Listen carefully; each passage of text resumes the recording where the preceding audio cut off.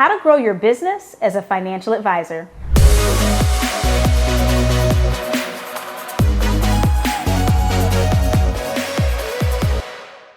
If you're a financial advisor who's looking to expand, this video is for you. First, you're going to understand why you're not everyone's cup of tea and why that's actually okay. We'll talk about what you should be offering to help you grow beyond your current level. And I'll share what you should be offering so you can expand beyond single customer relationships. Are you ready to get started? Let's go. Step one to growing your business as a financial advisor is defining your niche. Who is your target client? Many business owners and professionals start off by saying, everyone can use what I do. Insurance is a good one. People are like, everyone needs insurance. Everyone needs a financial advisor. Well, that may be true, but everyone is not going to get insurance. Everyone is not going to hire a financial advisor. And even if they did, that doesn't really help you. Let me give you an example. So quite a few years ago, I remember attending a networking event, and there was a woman who came up to me and she introduced herself and she said, I'm a financial advisor. And I said, okay, that's awesome. Now, between you and I know probably hundreds of financial advisors. I can probably list 3 of them by name right now, okay? And I said, okay, well, who do you serve? And she said, everybody. And I said, who's your target market? And she said, everybody. Everyone needs financial advisors. I said, okay, I hear you. Let me ask you a question. I said, your current clients, what do they look like? She said, what do you mean? I said, do they have anything in common? She said, well, almost all my clients are women. I said, okay.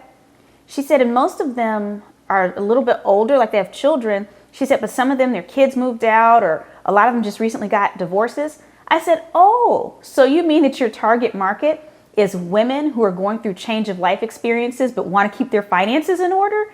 And she was like, oh. I said, here's the deal. I said, that's your target market. And she had the energy where I wasn't a know-it-all. I could tell she was open. So I have to put that out there. I wasn't just going out there just bulldozing people. But she was open to it. And I explained, here's the thing. Everyone knows financial advisors. But if you say that I'm a financial advisor who specifically helps women who are going through change of life situations, well, now you've said something that's going to stick in people's minds. I said, I'm going to remember you because that's so unique. Anytime I know a woman who's going through a divorce or who's trying to save for her kids to go to college or any of these different things, I'm going to think of you. I said, but here's the other thing. People will think of you even when a man comes up to them saying, I need a financial advisor, because you're the only one that gave them something different other than I'm a financial advisor.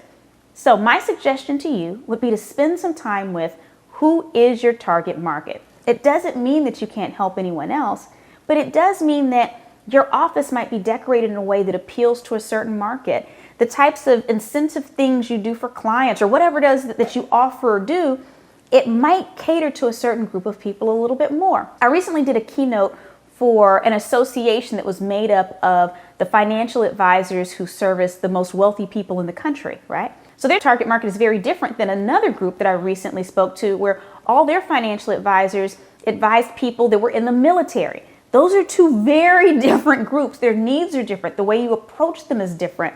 And so think about who is it that you tend to attract, because once you figure out who you tend to attract, you can do a much better job of attracting more of those people than trying to seek out a little bit of everybody. The second step is, and I know we haven't even got deeper into the strategy yet, but understand what it is you're offering.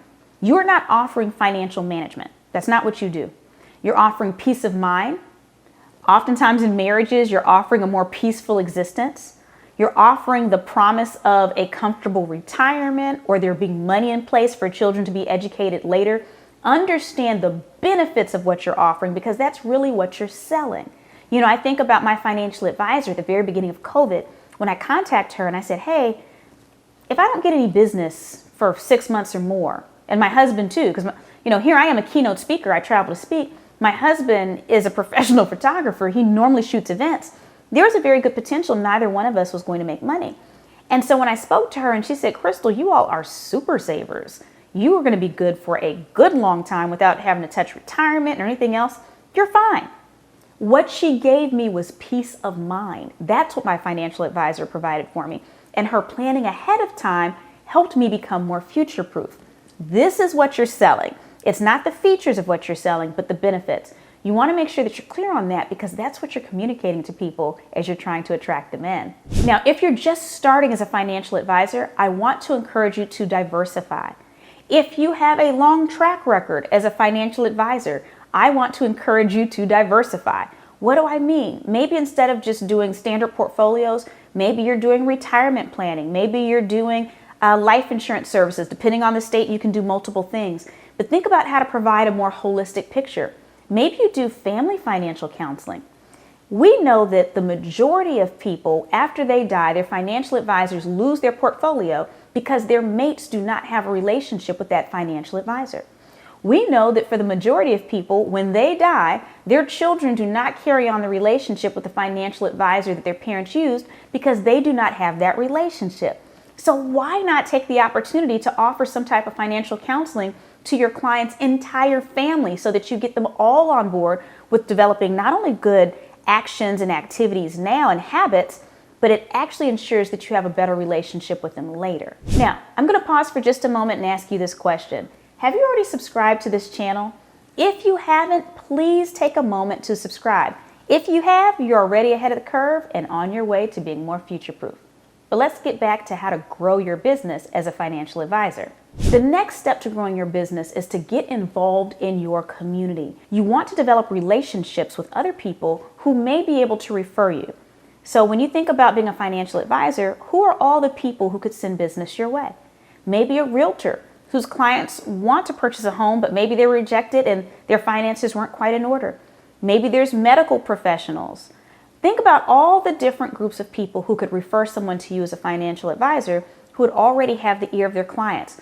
For sure, insurance salespeople.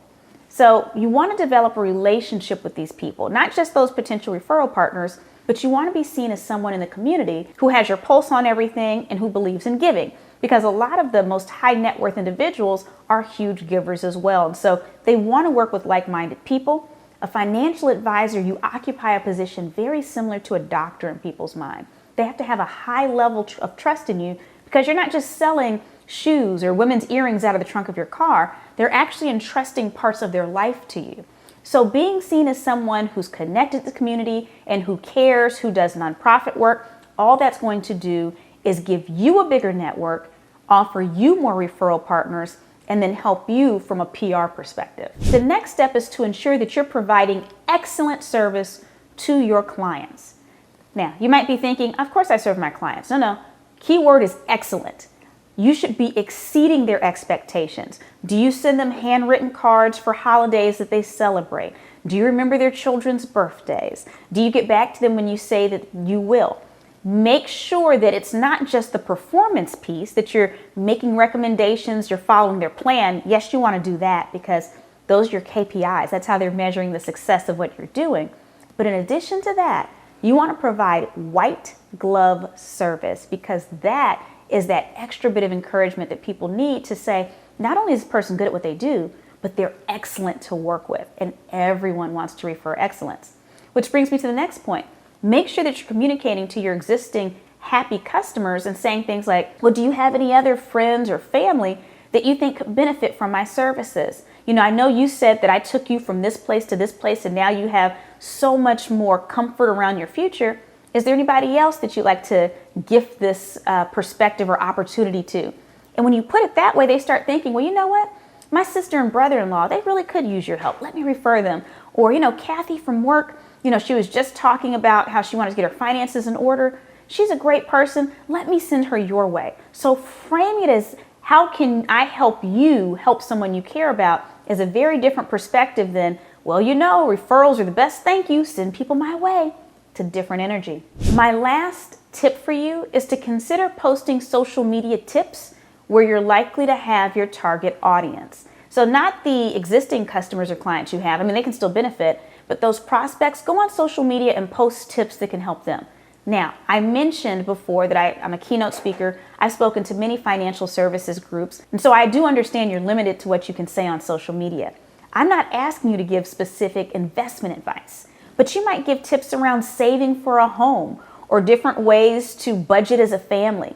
So you can give money-related tips that are not going to get in the way of any of your licensing or any regulatory agencies. So it's those basic things. Can I tell you a little story of how I came to have a relationship with my financial advisor? I met her during a meetup. I don't know if you all remember the social media network meetup.com. So it was back when they were popular.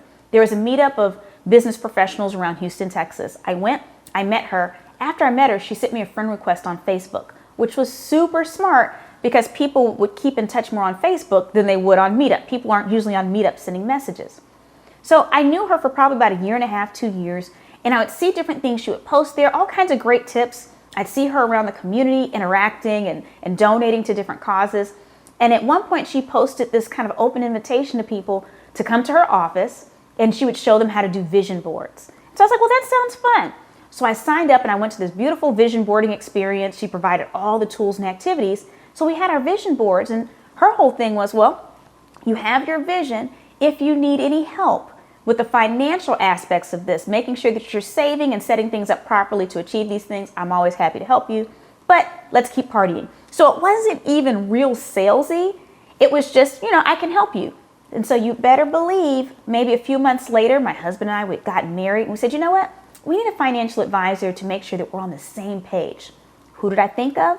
Lavera, the one who had invited me to that vision board party, who I'd seen on Facebook for a couple years, and who I originally met on meetup.com. Which brings me to my last point. Understand that even as you're growing your business and you use some of these tools like social media, relationships do take time because people have to trust you to do business with you. Now, I know that's a general statement, but for you in financial services as a wealth manager or financial advisor, people really have to trust you. People don't usually trust someone to know all of their deep, dark financial secrets in a week. So don't expect to sign up for a social network website. Don't expect to put a few posts on or walk to one networking meeting and immediately get all these people signing up to do business with you. They have to watch you for a little bit because they have to develop a level of trust in you. But if you take the tips that I shared with you and you stay consistent over a little bit of time, just like when you date someone, you get to know them, then you trust them, you open up, and you might even marry them, understand that you're walking in that same type of relationship. But it's all in service of planning for your future and having a successful financial advising practice. Speaking of planning for the future, you're going to notice in the description of this video, there's a link to download the Future Ready Playbook. This is a playbook that I developed just for you to help you understand what kind of activities and things you need to be doing to future-proof yourself, your career, and your business. If you haven't already downloaded it, what are you waiting on? Do it right now.